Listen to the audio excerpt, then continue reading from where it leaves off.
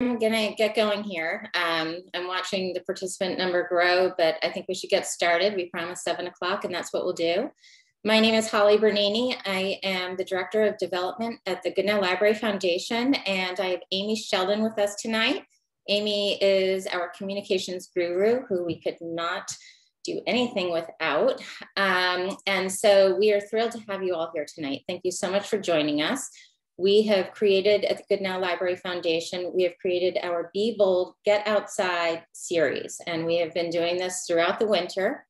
We've had 3 speakers so far, first from the Sudbury Valley Trustees. Our second was from Drumlin Farm through Mass Audubon. And tonight we are so excited to have Hannah Traggis here with us to talk about growing your own food garden. This is something that I certainly need to learn. So anyway, before I introduce Hannah, I would like to talk a little bit about the Goodnow Library Foundation and what we do. The Goodnow Library Foundation, we were created in 2008, and we provide an additional source of revenue for the library. There are growing needs, every day new needs, as we all know. We provide funding for capital improvements, physical renovations, refurbishments, and technology, things that aren't covered by, of course, the town, state, and the taxes.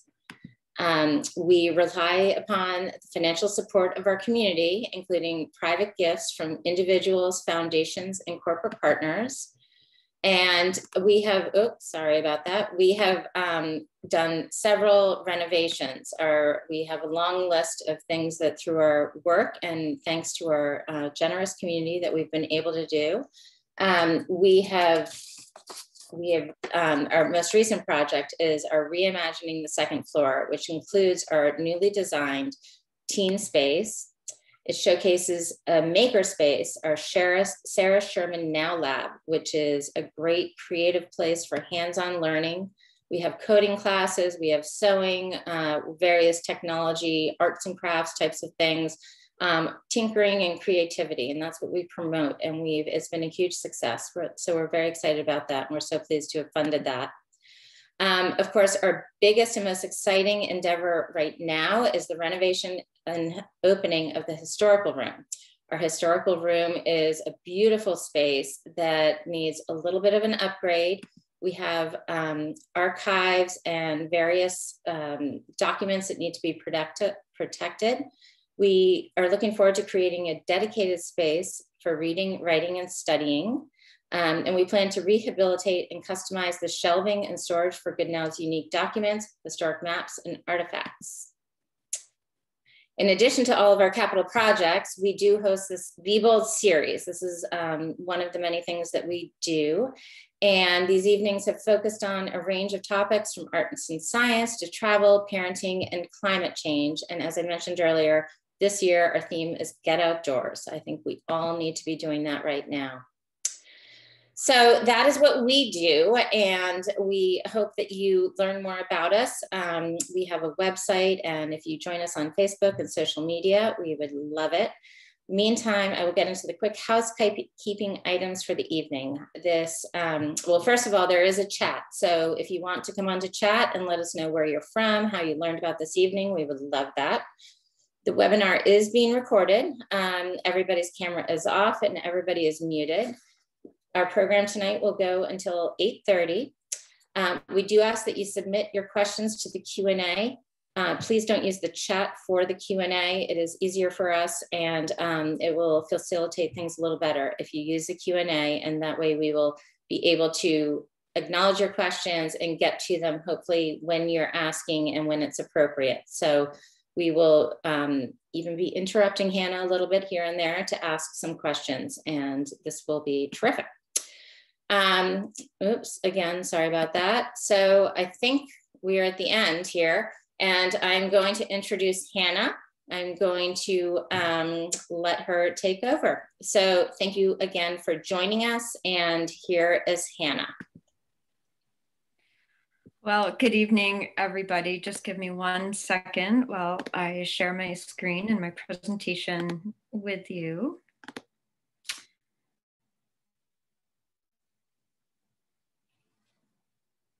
And there we go.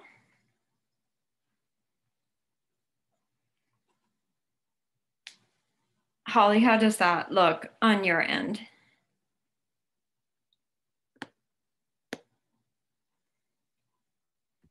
It's just perfect, Hannah. Thank you. Okay. Yeah, on my end, it's kind of slow, but. Nope, it looks great. Great. So good evening, everybody. My name is Hannah Traggis, and I love absolutely everything about growing food. And I was really excited to be offered the opportunity to share some of that with you. And my hope through this talk is to inspire you to try to grow food. And if you're already growing food, hopefully you'll learn a little something that will help you grow more. And I'm looking forward to a really robust question and answer session towards the end of the evening. So please do put in those questions, and I've asked Amy to go ahead and interrupt me while I'm speaking if there's anything you need clarified as we go.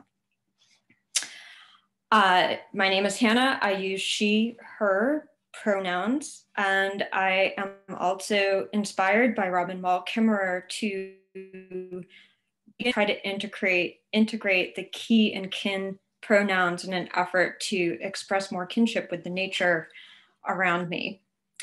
Amy has a link to a wonderful essay by Robin Wall Kimmerer that will explain that a little bit more if anyone is interested in learning about that.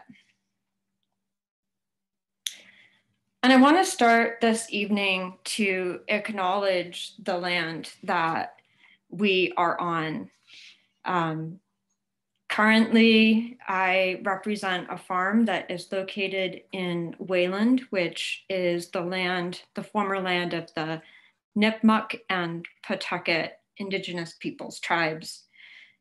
We acknowledge that we are on land that was managed and lived with before European colonization. Please take a moment to reflect upon where you are in this moment. And if you know what Indigenous community lived with the land where you are right now, feel free to write that and share that with everyone in the chat section. Amy is also going to put a link in the chat so that you can find a map that will show you what Indigenous lands you are on. The map will look like this, and you can put your zip code in and it will tell you. And it's right to acknowledge Indigenous peoples and tribes for many reasons. One of them, quite simply, is that many of the foods we rely on today were originally brought into cultivation by Indigenous peoples around the world.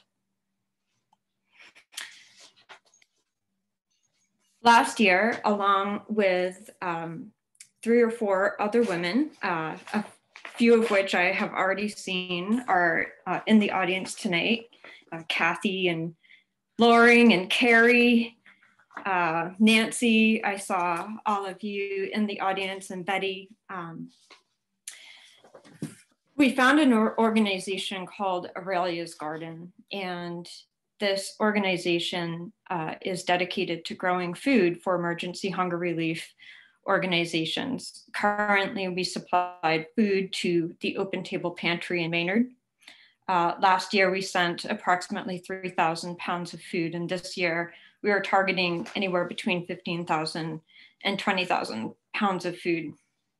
We are an entirely volunteer-run organization, and that means from running the organization itself to doing all of the work in the garden.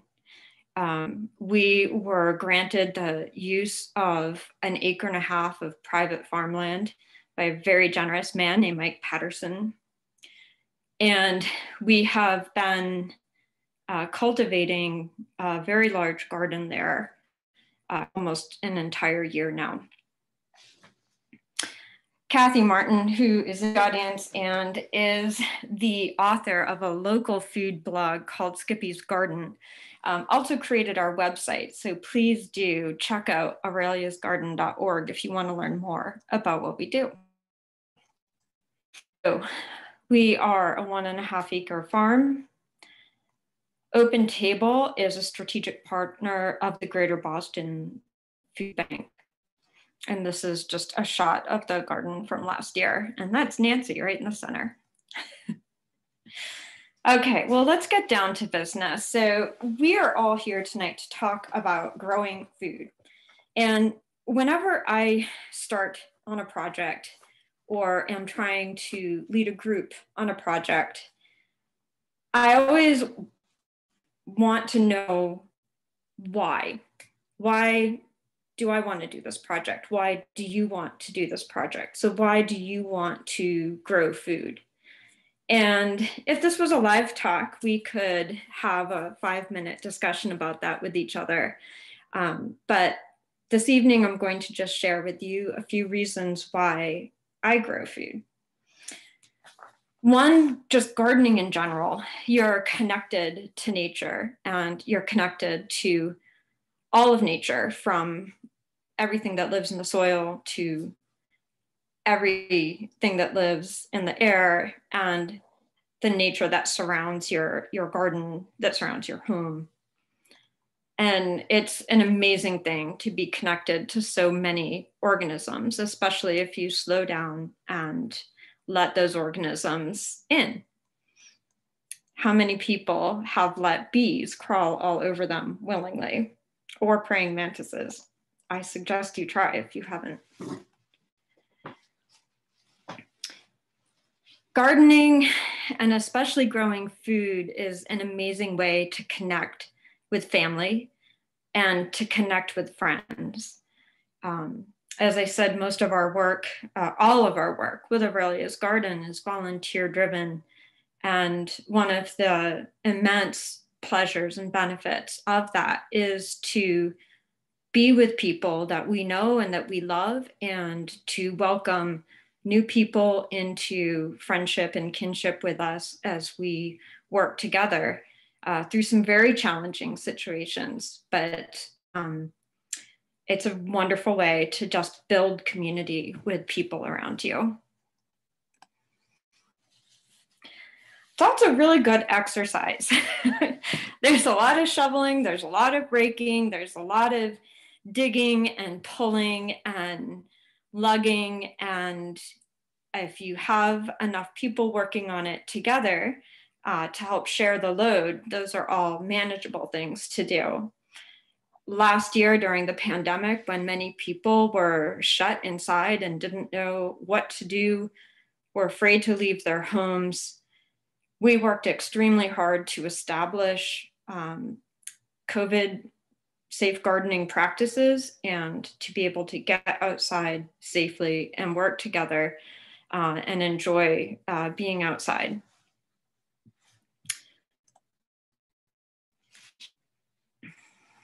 Growing food is also a way to connect with ourselves and with our ancestry and with our heritage. When we have a special family event, we eat, and we eat together, and we remember our great aunt's recipe, or our mother tells us a story that her mother told her of a recipe that her grandmother made. And so all of a sudden at a family gathering, we might be hearing food stories from 5 generations of our own family. And for me, I've always wanted to learn how to grow those foods, just to know what it's like to eat the foods that my ancestors ate. So now we've asked ourselves why we want to garden. I want each of you to ask yourself a few questions about what you expect from gardening. This talk is supposed to be geared mainly towards beginner gardeners. And so I am envisioning that maybe some of you have never grown food before, or have tried and didn't feel like you were successful. So where do we start? So you can actually write some of these answers down for yourself as we go through. What type of gardening do you envision yourself doing? I mean, do you see yourself becoming Farmer Brown? Do you want to ride on tractors? Do you envision a lovely French potager, a highly stylized garden surrounding you? What are your personal goals? How much food do you want to raise? What foods do you like? I see so many people that hear, well, growing radishes are the easiest crop you can grow. And I know a lot of people that don't like radishes that grow them because they're easy, but they don't eat them. I love radishes. I'm not disparaging radishes. It's just an example. But I do recommend that you take a good look at what food do you want to eat? And then what do you have space for? And how much time do you have? There's nothing more defeating than taking on a project that you don't have time to complete and you don't have time to dedicate yourself, to dedicate enough of your time and energy towards to where you feel good about the outcome. So before you even start, ask yourself some of those questions and try to set goals for you that you can reach. And if you're starting out for the first time this year, I can't stress this enough. You also want to consider the scale. If one of your goals is to feed your entire family for a year with enough vegetables to make it through a full year, that is a pretty large bed. It's a minimum 4,000 square foot bed, at least a 50 by 50 foot bed. If you are interested in that, there is a wonderful online gardening blog by Melissa Norris, and you can Google Melissa Norris, how much to plant for a year's worth of food. And you can learn all about the numbers of plants and the space requirements for those plants. Maybe you are thinking that you want to start on a smaller scale, something manageable, something easy. Maybe you just want to be able to enjoy summer salads while the sun is still in the sky and warm. And maybe you want to make some pickles and sauerkraut and put some of it by for winter. You might consider a handful of containers. You might consider a small raised bed or even a small in-earth bed. And then there's anything in between. So you want to be thinking about the scale of your food production before you start. So types of food gardening. I mentioned containers, raised beds, and earth. And I want to spend some time going over the pros and cons of each of those and a few tips and considerations so that you can be successful with whichever one of these that you choose. Once I go through these, maybe you'll be able to answer this question, what's right for you?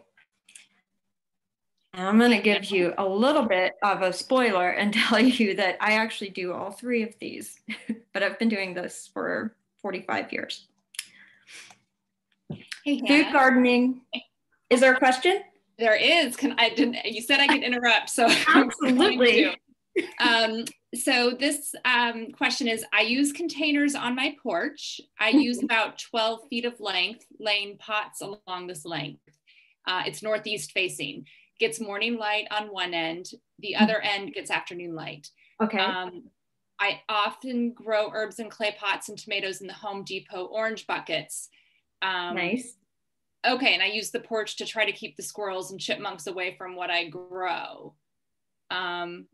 So maybe that wasn't, maybe that was more observation and what your take was on that. Sure. It sounds like it's a slightly shady location, and I think the greens and the herbs that the person asking this question mentioned are perfect. And I wonder if possibly they'd get enough sun for the tomato.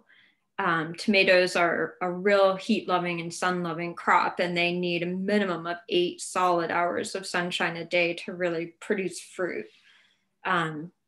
But if they want to expand on their question, I can give them a moment to do so.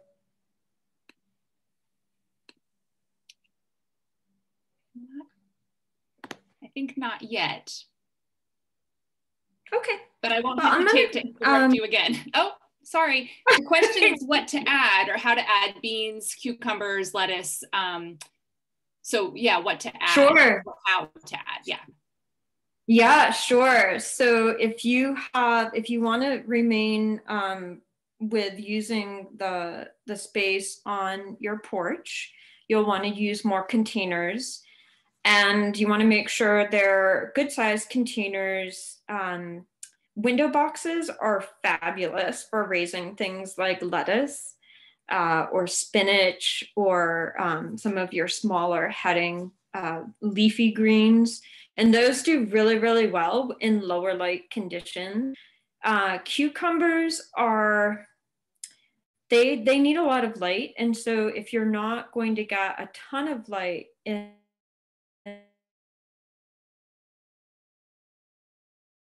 cucumbers, you get at least, cucumbers require a little bit less than tomatoes, maybe 6 or 7 hours of daylight. You want to look for a bush style cucumber, one that doesn't need to trellis. Making a trellis in a pot on your deck or patio is certainly doable, but it can be a little bit cumbersome and challenging unless you've done it before.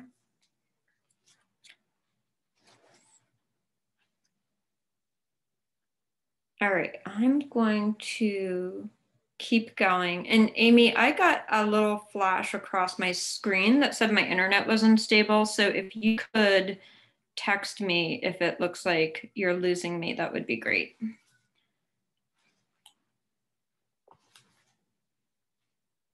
All right, so container food gardening. These are 12-inch pots, and I can get 3 to 5 nice leafy greens in these containers.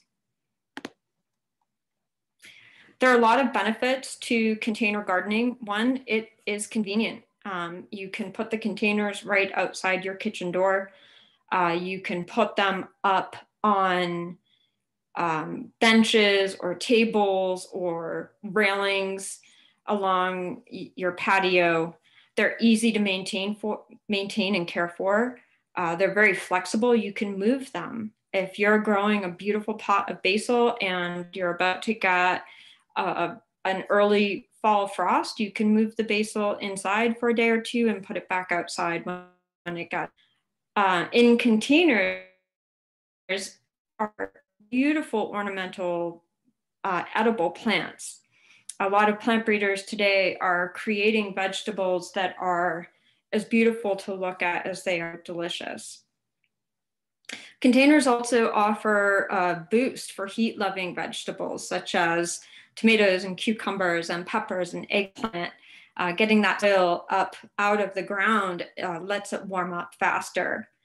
And it allows you to control the growing conditions. You can be creative by putting together various combinations that are aesthetically pleasing to you.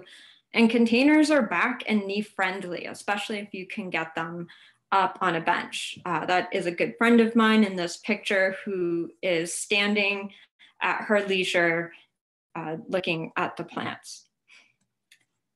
So there's a few things you need to consider if you are going to consider growing food in containers. You need to consider the container itself, mainly the size of that container relative to the type of plant that you want to grow. You want to consider what you put in that container. And then you want to consider the location where that container is going to be most of the season. And then you also want to be careful about the types of plants that you put in that container. And there are probably more types of plants that you can grow in your containers than you might have thought about, but you do need to think about it. So the biggest problem that people have with containers is putting too many plants in the container and then knowing well. And you need to consider the function of roots in order to try to understand what is going on with that plant. Roots function to stabilize and anchor a plant in place and keep it from tipping over. Roots absorb water. The leaves and stems and developing fruits are constantly sucking water. And those roots have to supply that water to that shoot. The roots also absorb nutrients to feed the developing plant above ground. And the roots also communicate and share resources with other plants.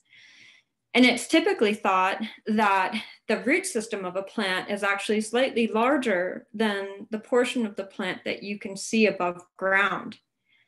So as you consider trapping this plant in a container where its root system will not be able to grow quite as large as it could in the soil, you need to make a few changes to how you think about plant living in a container for the rest of the summer. And here's a fun example. This is root taro. So this is taro that I bought at the grocery store, the vegetable root taro, and I sprouted it and grew it, and it's a beautiful ornamental plant. And on the right-hand side is a young plant that I had just gotten to sprout, and you can see how vigorous its roots look, and it is ready to go in a bigger pot. The center picture is a young root taro plant that actually that's a 6-inch pot that it's in, and it was trapped in that pot for many, many weeks, longer than it should have been. And it pretty much stayed at that size. It didn't really begin to die, but it really didn't do much, versus the left-hand side. You can see where that same plant in the center, if I had put it in a bigger pot and given it a little more care, it would have gotten enormous. So, and I can assure you that the plant on the left in that great big huge pot was the same size as the one in the middle. And it just was able to grow much, much better. You've got another question. Sure. All right, this is a good one. It's a tomato plant question. Can you start a tomato plant early in the season in a large container and then plant it in the ground when the ground is warmer? Yes. Tomatoes actually respond really well to being transplanted. They, especially if you plant them a little bit deeper than they were in the pot that they had been growing in previously. So yeah, that's a very good strategy for dealing with something like a tomato. Okay, so when you are potting up plants, the quality of the soil that you put in that pot really matters. You really want to try to get the best, most nutrient-rich potting soil that you possibly can. There are some really cheap brands out there, but by late June, early July, your plants will be telling you that that was not a good choice. The containers can be anything from a 5-gallon bucket. Tomatoes actually really love 5-gallon buckets. They're nice and deep, and tomatoes like to have nice deep root systems. And 5 gallons is just about the minimal amount of soil that you could give a tomato plant in order for it to be healthy.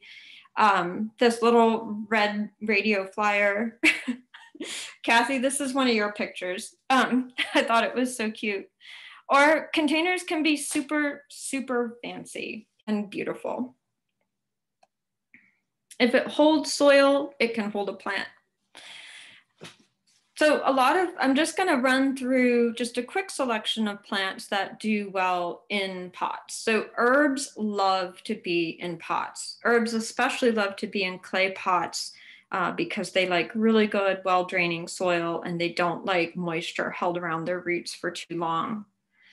And by using really rich soil, you can actually plant some of these plants in slightly smaller pots than you might expect, such as that rosemary. There's also some miniature versions of plants, which are fabulous in containers. I am actually rather obsessed with these small leaf basils, and they are as ornamental as they are delicious. They typically grow, there's cultivars such as boxwood basil or Aristotle or Pluto or Summerlong or spicy globe, and they all grow in these perfect little round mounds. They look like boxwood shrubs, and they stay neat and tidy, and by midsummer they're covered with blossoms and covered with bees, and they're wonderful. Herbs can also make really ornamental additions to decorative pots. So here on the left is at the Montreal Botanic Garden, where they used fennel as purely ornamental addition to their containers. Other things that do well in pots are some of our small fruits. Strawberries are great, figs. Figs are wonderful to grow in containers because in the late fall, you can just you can let the shrub go dormant, stick it in your garage or your basement, some other spot that's 50 degrees or colder, and it will hold for the winter. And in spring, once the temperatures are around 50 degrees, you can bring it back outside and it will wake up and you'll get figs. Potatoes, grow bags can count as a container, and a lot of people grow potatoes in these fabric grow bags that you see on the right-hand side of the screen. That sweet and neat scarlet tomato is a micro tomato that was bred specifically for patio containers.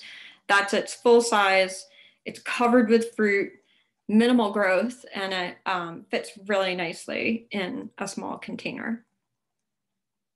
Other things that do well in containers that you might not think about, a lot of your leafy greens and a lot of your small root vegetables like that turnip, bunching onions, beets, and even some of your short style carrots. So the next type of food gardening I want to talk about is gardening in raised beds. So raised beds, just what it sounds like. It is on the earth, but it is soil that is mounded higher than the rest of the earth around it. So raised beds are, again, easy to work on. They're really easy to pull up a step stool, sit down on it, and just reach over. You can make raised beds that are waist high, so you don't even have to bend over, and you can maintain the space standing up, which is really nice. They, again, warm soil up faster in the spring, and I like it because they define a space. Sometimes if I look out in a great big yard, it's hard to wrap my head around, I'm just going to garden in this one little small area because I like to garden everywhere. So, but it's bite-sized, it's manageable. It helps you set guidelines and says, this is my little space to garden, and that's what I'm going to do. And so psychologically, I think raised bed gardening is really good, especially if you're just beginning. Amy, is there another question? There is. It's a fig bush question. Fig bush from, so this attendee has a fig bush from summer of 2019, but last summer, 2020, there was no fruit. I was told I should get some this year. It's in the garage now. How do I tend to it?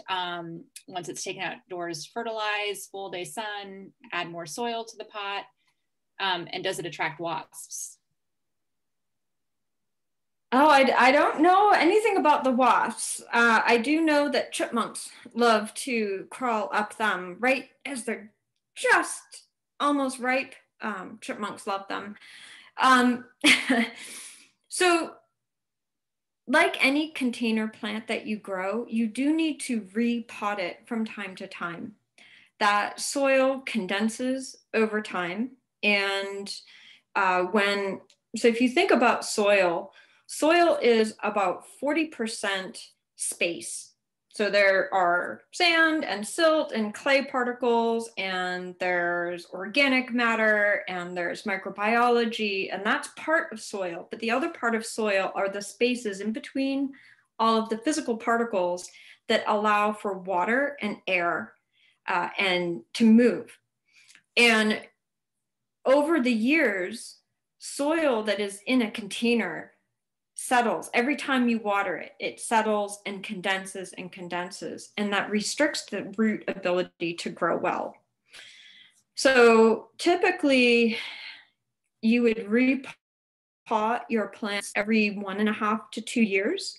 If you can do it every year, fabulous. But if you can at least do it every 1.5 to 2 years, even better. Not even better, but that's the longest you should really let those plants go without giving them nice, fresh soil. You can take that plant out of the pot it's in and gently brush away some of the old soil and get rid of the rest of the old soil that's in the pot. And you can repot that plant in that same pot. You don't have to keep putting it in a bigger and bigger and bigger pot and end up with, you know, a monstrous tree. So you can control the size of that plant that way. When I repot, I also prune the plant back a little bit because I've done damage to the roots. And so it's good for it to take a couple small branches or off of the top. So I think if you take that plant out of the garage a little bit later on this spring, take it out of its pot, prune it back a tiny bit, and give it some nice, fresh, fertile soil, I think you'll see it'll make a world of difference.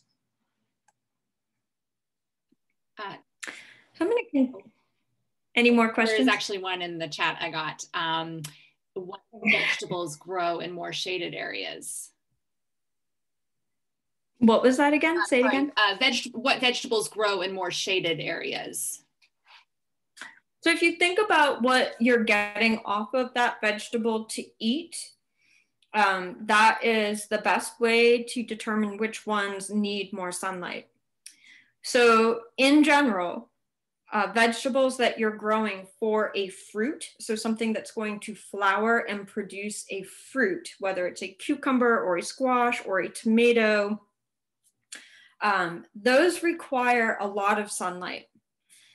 But anything that you're harvesting to eat the leaves or the stems from, those do not require as much sunlight. And that actually even includes something like cabbage, which when you eat that head of cabbage, you're actually eating a flower bud, but you're not eating the flower itself. So that's a really good general rule to keep in mind. And then there is a lot of information online where you could double check yourself if you're unsure. Okay, so raised beds. Raised beds can be framed. Or go ahead. Was there another question? One more question. Do you want to answer one now, or do you want to get to raised beds? I'll answer one more, and then we'll get going with raised beds. Does the repotting principle also apply to houseplants, and should they have fresh soil every 2 years? Yes. Oh, yes. Yes. Yep. Well, that was a good, easy one. Yeah. Any plant that you're holding captive in a pot does need a little liberation once in a while, and it needs a little refresher for sure. Okay, raised beds. They can be framed or they can be unframed. Again, these pictures are from Kathy Martin, and thank you, Kathy. This was great. So framed, just like it sounds. It can be as simple as some, 2x6 or 2x10 or 2x12s that are just held together to make a box, and you fill it with soil. You make them really, really fancy using masonry, and there's all sorts of materials that you can use to make the frames for these raised beds. The most common is wood. These typically last between, 5 and 7 or 8 years, depending on the type of wood that you use. They can also be unframed, like the picture on the right, and I have a few more pictures to show you of unframed beds. And this is very simple, where you just mound the soil up, and that allows you to work the soil. It's nice and loose. The root systems of these plants can just die down and grow really, really well.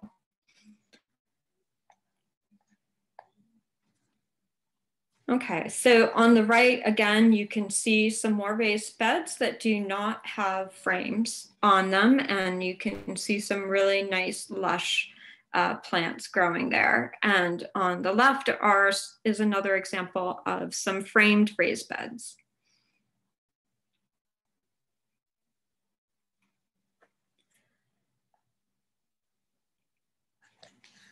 And a few more examples of raised beds, just to show you the sort of diversity of plants that you can grow in these beds, and hopefully just inspire you about how awesome this is. It's a really nice, neat, tidy, sort of finite space, and you can really do some really creative and diverse growing in there.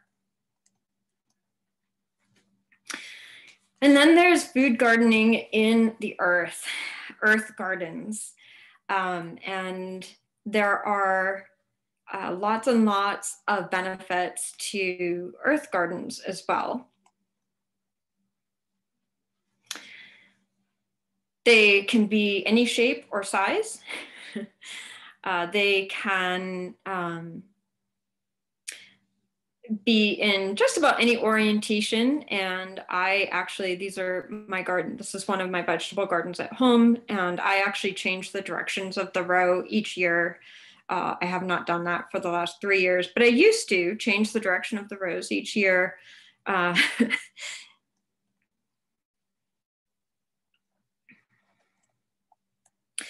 gardens allow you to use as much space as you have.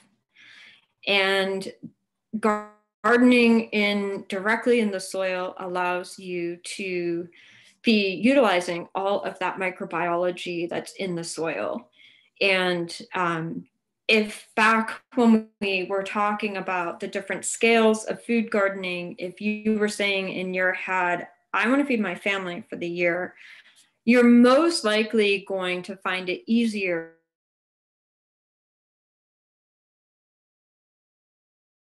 garden. Hannah, we're losing you for a sec here. I'm not sure if you're seeing that your internet is a little bit stalled. Let's give you a second. Amy, are you finding the same thing? Okay. Just 1 second, everyone. Sorry about this. I think it's a tough situation where Hannah is at, and also given the weather right now and the wind, I think a lot of internet, and I know several people who are having some trouble. So Hannah, I'm assuming you can hear me, and we're just going to wait a couple seconds and hope and assume that you're going to come back to us. In the meantime, let's see, it looked like, oh dear, it looks like Hannah's screen is off for a little bit. So I believe that you all can hear me. One thing I will remind you all while we have this little pause before Hannah comes back to us is if you can keep your questions to the Q&A, it would be awesome. It helps us to keep track of them. It looks like Hannah's back. Hannah, are you? I think I'm here. We're doing just great. And we'll ask you to screen share again if you can. And I'm assuming with the crazy weather that there might even be a few more glitches, but I think everybody's very patient and understanding. So let's keep going. Thank you. Yeah. All right. Let's see. All right. Share screen. In the meantime, I'm getting a lot of my questions answered. So this is great because I have not been successful with my Yay! Okay. Here we go. Yeah. Do you want to make that all right? Let's give this another. Yep. Perfect. Okay, we're. I don't see the presentation yet. I don't That's know. okay. You can do. just start talking. I think we're ready to go again. So I'm sure it will come back on, but I know you know what you're talking about. So go ahead.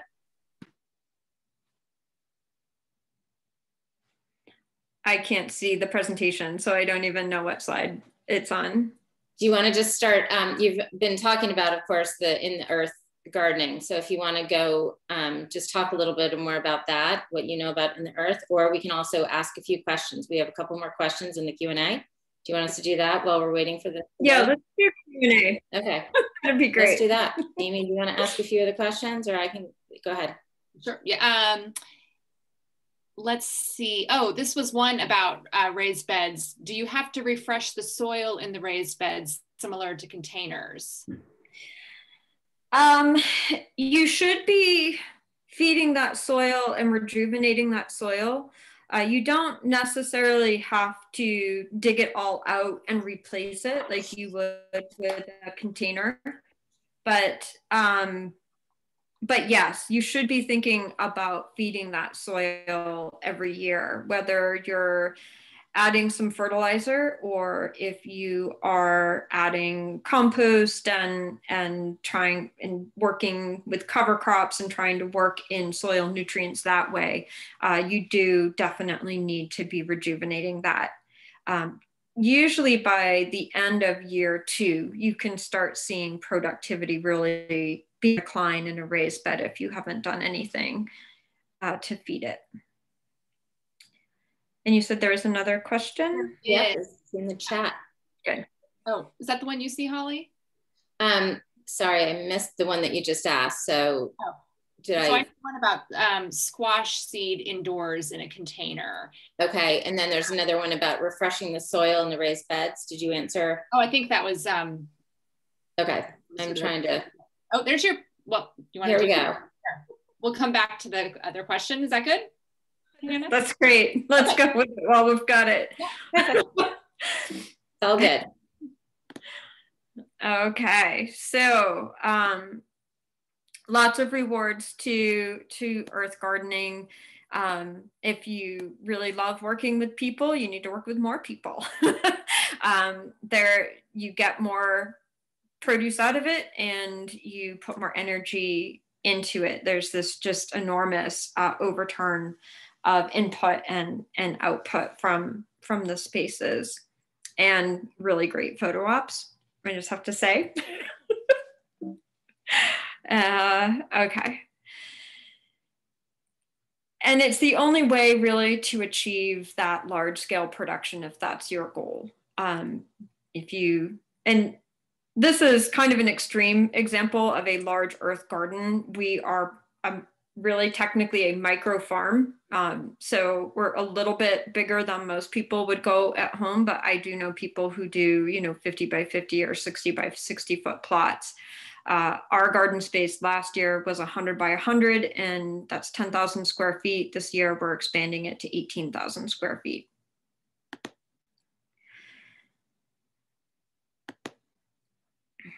All right, so now that we've talked about container gardening, raised bed gardening, and we've looked briefly at earth gardening, decide what kind of garden you want and make a plan. From here on out, I'm mostly going to be talking about in-earth gardens, and a lot of this will apply to raised bed gardens. And if there's any other questions about any of the other styles of gardening, please feel free to continue asking questions.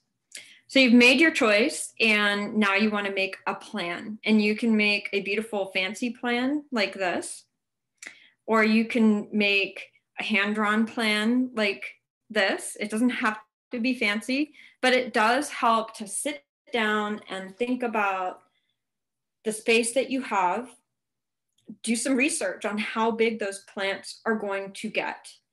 When you buy a packet of tomato seeds and you really decided that you actually want to grow 5 different types of tomatoes, so you buy 5 different packets of tomato seeds and you plant them all, but you only have room for 6 plants. So So do the planning ahead of time and figure out, okay, I have room for 6 tomato plants. I want to grow 5 different varieties. I'm just going to start 1 or 2 seeds for each variety and then plant those out. So make that plan, stick with it. And when it comes to planting day, realize that you're probably going to throw that plan away, but at least you shouldn't have 100 times more plants than you need. So things always go a little bit different than you might have planned for them to go on planting day, but hopefully you have the right numbers in your head for what you need. And that's really critical because it can be really defeating out there. You have these seedlings, whether you raise them yourself or you purchase them, and you have them, and so you're going to try to plant them. I know you, because you're me. And if I have the plants, I'm going to try to plant them. And if I don't have the space for them, that means I'm going to plant them too close to each other. And they're not going to like that. They're not going to do well. They are not going to produce. They're going to get diseased because they won't be able to get the right airflow around them. And nobody wants to compost a plant that they really don't need, right? Like I know us and we don't like to do that. So plan. And planning is fun because it's one of the things you get to do in the middle of winter when it's snowing out. Did you want to go with that question, Amy? Yeah, I thought since you were talking about the planning, someone is asking how deep must a raised bed be? This person is planning to try a small garden on top of rock-filled New Hampshire soil.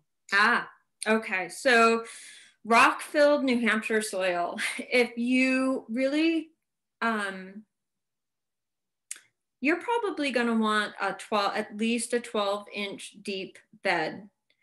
And yeah, that's tough. I mean, if it really is just like bedrock or glacial till right up to just an inch below the surface of the soil in your area, you'll want at least a foot deep.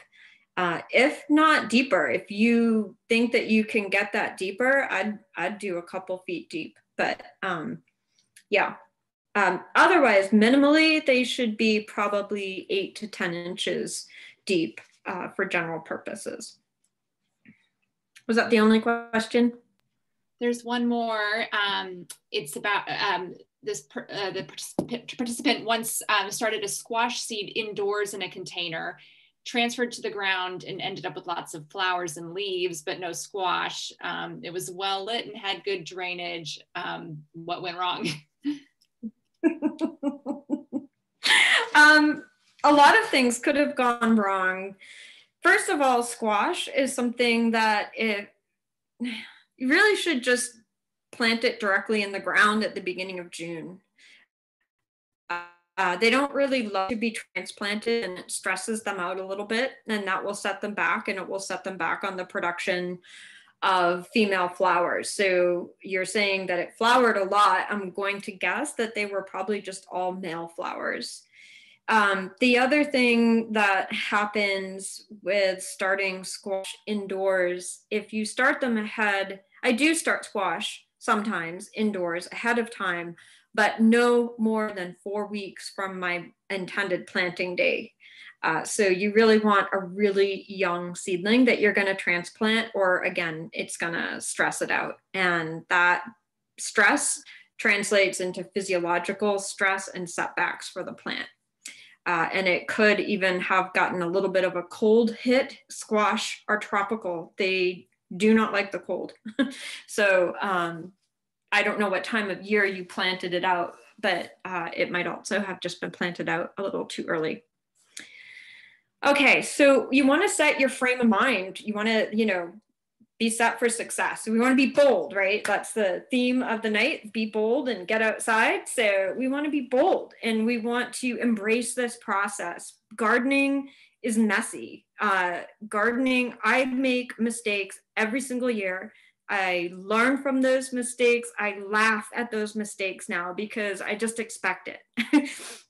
I learned something last year and then I do something else this year and another mistake, and you learn, it's another lesson, and it's a process. This is a living system and you are part of this living system. You are not aside from this living system. You are one of the living organisms in this garden.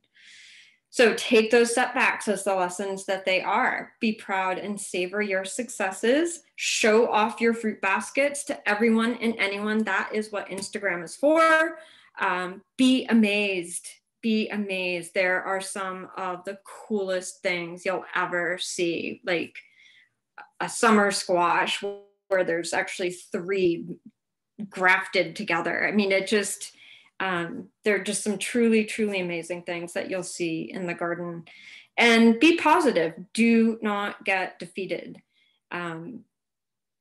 Everybody who gardens has something that might be classified as a failure.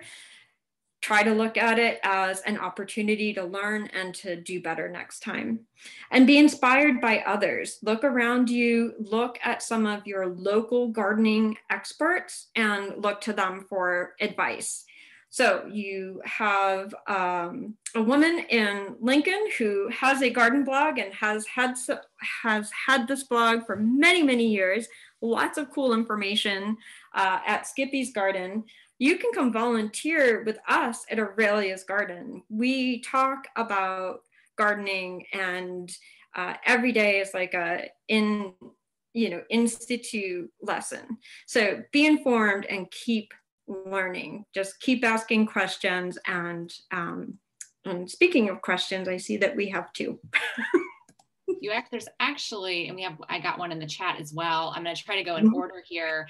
Okay. When you rejuvenate the raised bed and or container plant, what do you do with the old soil?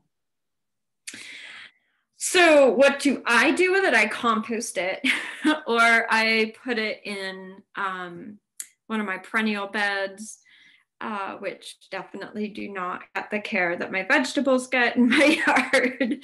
And I don't, if I'm amending raised bed soil, it is as easy as that existing soil that's in there. It's as easy as adding, if you're not composting at home and you go purchase compost, buy a couple bags of compost, buy enough that you can just sprinkle like 2 inches of compost over the entire surface and take your pitchfork and just work it in lightly. Like rejuvenating the soil in your raised bed doesn't have to entail actually removing it. It can just be enriching it. Another way to enrich it, we're going to talk about mulching later, but with your raised beds and with any bed, you should be mulching. As soon as you plant something, you should mulch around it. And if you're using a nice organic mulch that will break down, that will feed that soil. And so you work into this process where you're continuously regenerating the fertility in that soil. Do you want to answer other questions now, or did you want to move on and come back to them? Let's move on a little bit and get going. I think we're getting a little bit late. Yeah. So breaking ground, for an in-ground garden, you have a few options. One is breaking ground by hand. If you do not have great big huge power equipment. So we use pitchforks, we use shovels, we use wheelbarrows, and we use a lot of compost, and there's a lot of elbow grease. And that is actually one of my preferred methods.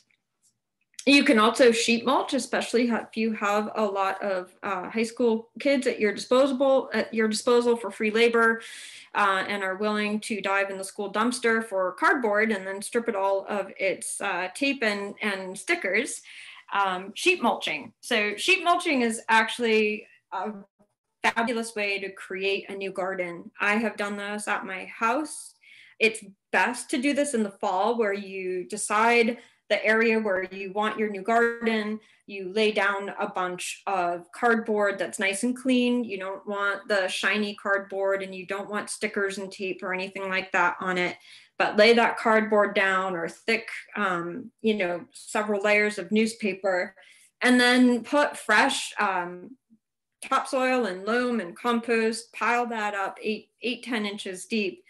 In the spring, it'll all be broken down, the grass underneath will be dead, and all you do is plant into it, and it's beautiful. So sheet mulching is a really, really fabulous way to create a new bed with just the effort of laying that cardboard down and shoveling dirt on top of it. And like I said, I do that in the fall. You can do it this time of year. So any of you who are thinking of trying to, I really want to do a new in-ground garden this year. It is not too late to think about doing this in the early spring and then planting into it in late May, early June. This is what the finished product looked like. And we were actually trying to smother a weed in this area, which is why we sheet mulched over bare ground. It wasn't actually bare ground. There was a pretty bad weed under there. And tarping, so same idea as sheet mulching. Tarping is a process by which you just put a black or a white tarp down and it kills everything underneath it. You want that tarp to be laid down for probably about 2 months at least, and then you pull the tarp up and then you just plant directly into the ground. All the weeds and everything will be killed and you'll just have a nice bare spot, so you don't have to dig in grass to get it out of. And then there is tillage. So since the Industrial Revolution, we have had all sorts of machines invented to make our lives easy. And tilling can be a nice fast way to turn over the top 6 to 8 inches of your soil. Philosophically, I am moving personally further and further away from the idea of tilling and am moving much further into the realm of no-till regenerative agriculture, where we use things like tarping and sheet mulching and maybe a little minimal disturbance by hand. I'm not a purist. We do have a small rototiller for Aurelia's garden that I just purchased this week. We received money from a nice grant. And so we do have a tiny rototiller that we will be using. So tilling can just really help you get through that hump of preparing the soil in early spring. Okay, so you've broken ground and it's time to plant. And I'm guessing that if it's your first year growing food in a certain space, you'll probably want to give each of those plants a little boost of fertilizer. My dad taught me when I was 4 years old that you dig the hole and you put a little handful of fertilizer and you mix it in and then you put water in the hole and you put the plant in. And that holds true today. And it's never really a bad idea if it's the first time that this soil that you're working in is grown, something like vegetables. In subsequent years, I really encourage you to consider building soil nutrition. If your garden is actually on a large enough scale, you might want to consider getting a soil test. And when you submit that soil test, you can ask them to make recommendations. And I suggest highly that you do that at least once every 3 years if you do plan on food gardening in a rather large footprint. And you can just Google this at UMass Amherst and find out more about their soil testing, or email me. Okay. So we could probably take some of the questions right now, Amy, and then I can go on into plant selection. Great. Let's see, one is about indoor planting. What is required to successfully grow plants from seed indoors? Do you need a grow light? And if not, how much natural light do you need? So I, about 2 weeks ago, gave like an 1.5 hour lecture on seed starting, and there wasn't enough time to even cover everything that needed to be covered then. Yes, you really should be using a grow light, unless you have a window or like a bay window that gets a full south, east to south to southwest exposure, you're not going to have enough light. Those plants indoors need a ton of light. So there is a link. So that lecture was recorded. It was by Jem Boudry at the Mass Department of Agriculture. So I do have a link to that seed starting workshops. So if anyone wants that, I can share that with people. It's on her personal YouTube. So it's a private link, but it's there to share. Was there another question? This is about raised beds. If you're buying soil for raised beds and need way more than you could just buy in bags, do you have a recommendation where to buy kind of local to us in the Wayland, Sudbury area? Oh, I actually personally live out by Mount Wachusett. So although I know J&J mulch is pretty good.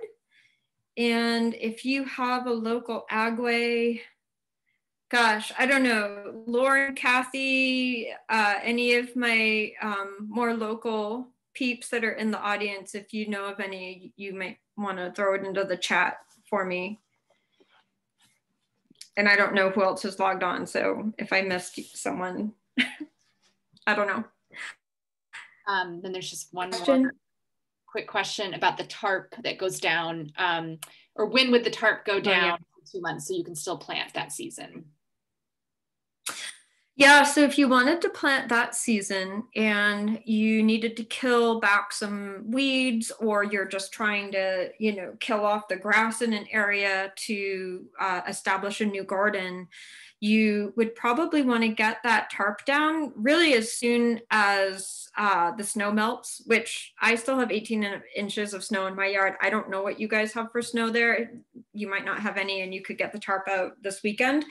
But it should be down for about 2 months. So if you're going to try to plant this season, you're not going to be planting your tomatoes and peppers and squash and cucumbers until the very end of May, early June anyway. So as long as you could have it down for 2 months and be able to get it up by May 10th or something like that, you should still be able to seed in your carrots and your spinach and your beets and your cold loving crops, and then in time for following those up with your heat loving crops.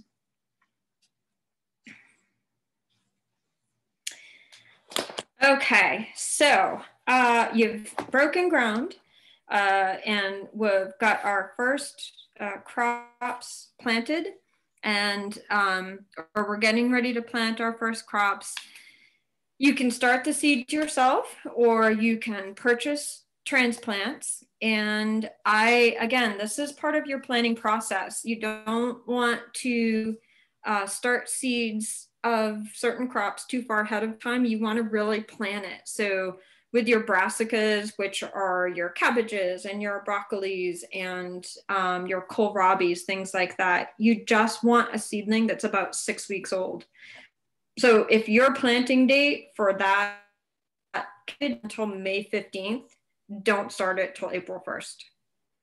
Okay, so, and again, this is part of that planning. If you're purchasing seedlings, you wanna make sure that you're purchasing close to the time that you are going to be planting them in the ground. Otherwise, you wanna make sure that you are set up ahead of time to be able to care for those seedlings properly until you can plant them. And I am guilty as charged of bringing seedlings home and not caring for them because I got too busy and I wasn't ready to plant, and then they died or they just got stressed out and didn't do well. So. Hannah, can I just interject for 1 second? We have Lauren Schwartz here, and I know we're typically just keeping things to the Q&A, but as we all know, Lauren, and she's been integral to setting this evening up tonight. I'm hoping that maybe we can allow her to speak for a second. Lauren, are you there? Absolutely. Hi, Lauren. Hi, everybody. Hi, Hannah. Hi, Helen. Hi.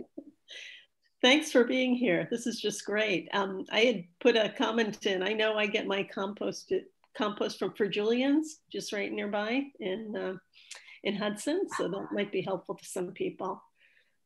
Big black. Thank you. Great. Yeah. Thank you. Yeah. Can you say the name once again? Ferjulians, Ferjulians, I think. It's right down Hudson Road from Excellent. So terrific. Thank you, Lauren. That's a good Thank spot. you. Very reasonable. And yeah. It's a farm, and they basically just compost all of their vegetables and organic matter and just put it in the car and bring it home, and you can grow it too. Awesome. Awesome. And a lot of places you can usually purchase by the yard, where they would, that's a bucket on a front end loader is a yard, and they'll bring it over to your house by the truckload and just dump it in your yard. Yes. And then you can, and if you need to buy more than, you know, just a couple bags. Right. And Diana just mentioned Stonegate Farms and Stonegate Nursery, and that does deliver. Yeah, they're right in Lincoln. I forgot about that. You know, everybody is always looking for the best deal, but that's definitely one option that delivers. So. Yeah, and I imagine they have very, very high quality stuff, which, you know, is worth worth a little bit extra money. Yeah. So great. Thank you. Thank you. Thank you, Hannah. Yeah, no worries. All right, so you've got the garden planted, and now we want to think about maintaining it. So you want to keep it interesting, and you want to account for those plants that are going to need support. So having really cool and fun styles of trellises is always a great way to keep your garden interesting. And as you can see from the picture on the left, your plants really, really do appreciate some good support, and you want to plan for that. If you know you have a bean that needs that support, you need to give it that support or it won't perform for you. You also want to think ahead. So a lot of crops that we plant in the early spring, like cabbages and broccoli and cauliflower, some of your early kale, things like that, they're done by, you know, July, and you are going to remove them from the garden, and then you have this big bare spot. But what you could be doing is actually thinking about your fall crops, and you can do what is called direct sowing, which is when you plant seeds directly in the ground. And there are tons of different crops. This is a short list of those crops. These are the most common crops that we typically direct sow. And also at the bottom, you'll notice I put fall daikons, fall rutabagas, and fall cauliflower. In our climate, those three crops are actually fall crops. Those are not crops that you would typically plant in the spring. They don't do well because it gets too hot too soon here, and they generally fail to produce the food that you want from them. So here's some pictures just to show you the process for direct seeding. We make little trenches down in the ground, lay the seeds in the trench, and then cover that back up with soil. And you'll see that we actually still leave a little trench, and that allows those seeds to stay deeper than the surface of the rest of the bed itself, and they won't dry out as fast. And they won't, if it rains or if you water them with a hose, they won't wash around. They'll stay in that nice straight little trench. So be diligent. By early to mid-July, pests are starting to move in, and if you are snoozing on the job, they will do a number on your plants. So this is be diligent, connect with your garden, connect with your plants, check on them every day. And if you see something you don't recognize, look it up. Go to your extension website and, you know, email friends, look on gardening blogs, and a lot of these insects and pests, they happen every single year, and there's tons and tons of information online about them. But if you're sleeping, like my little kitty there, you won't see them. build soil, right? So if you have the space and you want to learn how to compost, you can compost your kitchen and your garden scraps. You can build beautiful, beautiful soil. If you don't have the space or you don't want to compost, you can purchase compost. Try to reduce the annual disturbance that you do to your soil. When we remove spent plants, we cut them off of we leave the roots in place and we cut the tops of the plants off right at the soil level. Those roots are structure into the soil, and they are feeding all sorts of microbiology, and they're fostering all these wonderful fungal relationships down deep in that soil. And so if you just yank those plants out of the ground, you're yanking all of that work with it. So as you think about building soil over the years, your plants will be more and more robust and healthy. And remember, these plants are working really hard. The third week in July is the heartbreak hill of the Boston Marathon for our vegetables. They're producing their fruit now. And what's on their, not to anthropomorphize our plants, but what's on their mind is mature, so that their seeds are mature and they are completing their life cycle. And we would prefer them to keep going. And so they're working really, really hard, and they are running out of steam. Their roots have taken up lots and lots of nutrients from the soil. And so if you can get into your garden in mid to late July and take a little hand rake, they're a great little tool, and just scratch the surface of the soil, sprinkle some mineral-based fertilizer. I mentioned on a previous slide, a company called North Country Organics. They have a product called ProGrow 534. It is a mineral-based fertilizer that has dehydrated chicken manure and green sand and blood meal. It's not a chemical-based factory-made fertilizer. Get that down, get that in that soil layer, and your neighbors will be wondering why your garden looks so fabulous at the end of September. It's the time of year when diseases set in. And so if the plants are spending all of their energy on trying to mature that fruit, they're spending a lot less of that energy on their immune system and their defense system, right? So that is why, that is one reason, that's one of the biggest reasons why we see so many diseases start to take over by mid-August. Gardens, plants are, going down and they're a mess. They are not able to ward off insect pests as much. So if they have a really good boost to their nutrition, just like if you don't have your spinach and kale smoothie, anyway, you can get my point. Mulch. I cannot say enough about mulch. If you have bare ground, and everyone who worked with me in Aurelia's garden last year knows all of the weeds that we dealt with, and we finally got in enough mulch and started to get mulch down in and around the plants and on our pathways. So just for the weed suppression alone, mulch is worth its weight in gold. It also helps conserve moisture. In the drought last year, we turned on our irrigation system maybe 7 or 8 times total. So we were able to mulch, we were able to conserve soil moisture. Mulch, if you're using organic-based mulches, break down and they feed your soil.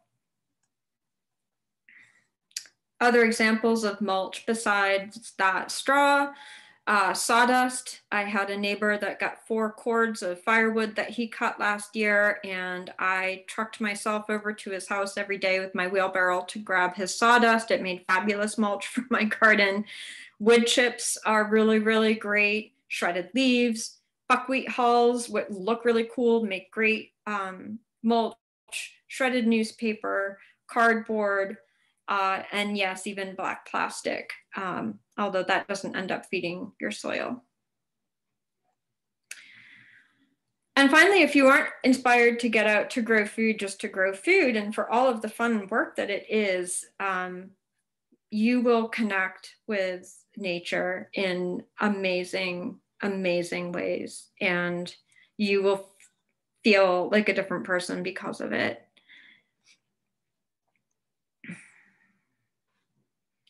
And you will be from nature. So the moth that is in the center picture, now, Betty Frederick, I know you are on this call, or at least you were earlier. This is the hawk moth that you and I found at Elm Bank about 4 or 5 years ago on our pepper plants. That is the parent to the tomato hornworm. And that hawk moth is one of the most outstanding, amazing insects I think I've ever seen. And they're amazing pollinators. Yes, their larvae like to eat our tomato plants, but there's a balance in nature, and these are things that we should all be trying to learn in our daily lives. So, and more nature. These are all wonderful insect friends that help us have healthy gardens. And then, of course, you get to harvest and eat these amazing things that you have worked so hard for.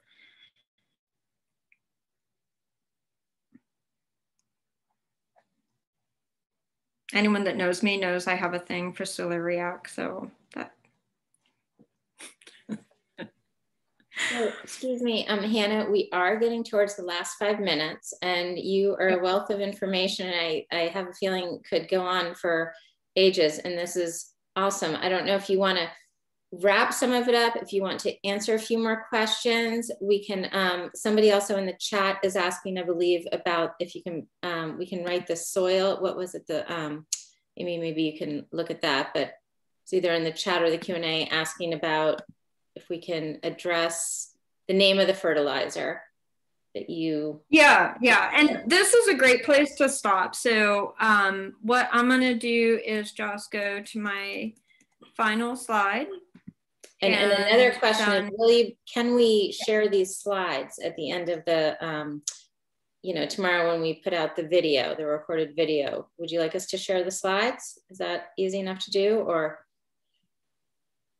Yeah, I mean, you're sharing the video, right? Is that what we'll share the video, so they'll all be in there. We can also, I think that you're right. We'll just share the video and then somebody can rewatch. Yeah, okay. Either way, let me know. If somebody needs something specific, I'm happy to send them whatever. Thank you. The fertilizer that I talked about is, the company is called North Country Organics. And if you go to their website, they have a whole slew of soil amendments that you can purchase. They are all OMRI certified, which means they are certified to be used in organic farming. And they are all mineral-based products. And the specific product is called ProGrow 3-4. They have other formulations, but that is the best one to use across the board for general gardening, for vegetable gardening. I use it in my containers down near the root systems. And it doesn't just have your NPK, your nitrogen, phosphorus, and potassium. It also has the micronutrients. So it has the calcium, and it has the boron, and it has the molybdenum and the manganese. So it has a lot of different things that plants actually need to grow. Other questions? We want to take a few more. We've got 3 in the Q&A. One is, do you have any, we got another one too. Do you have any tips on how to non-lethally discourage chipmunks and squirrels from eating everything? Yeah, so non-lethally discouraging chipmunks and squirrels. So, building cages, having fences around your garden, squirrels and chipmunks can climb up and over them. I understand that, and chipmunks are pretty small. So dealing with squirrels, you could make a full enclosure around your garden that includes a top that would be made out of chicken wire. They can't actually get through the chicken wire that has holes that are about that.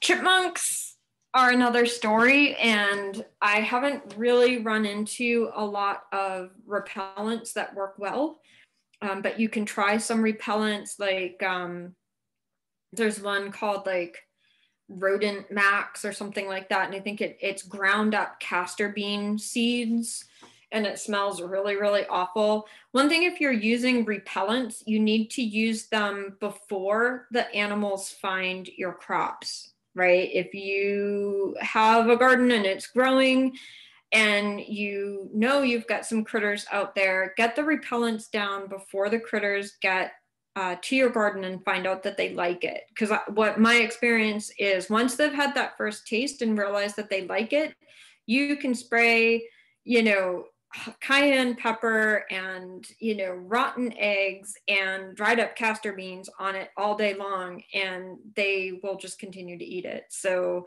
I think being proactive and being preventative is really helpful. And really quick, I'll put these there's two questions about mulch. One was about salt marsh hay, and can you use it in the same way as mulch, and is there an advantage to using it? And then someone also asked if pine needles were too acidic for mulch.